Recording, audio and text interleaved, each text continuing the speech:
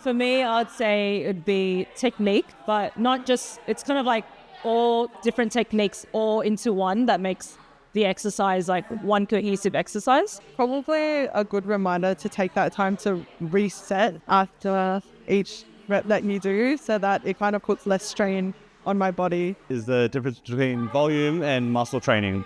My key takeaway is making sure we're bracing and we're like belly breathing instead of breathing from our chest to make sure that we're keeping stable when we're lifting. Probably like the feeling of confidence when you're lifting. I think when you're lifting heavy, you really need to have a lot of self-confidence and belief in yourself. So that's definitely my key takeaway. It's a mental thing, not just a physical thing. I think for me, it's learning the benching technique. So it's not just like the push through your shoulders, but your leg movement matters as well. So pushing through the leg upwards, I think that made a difference in the way I bench.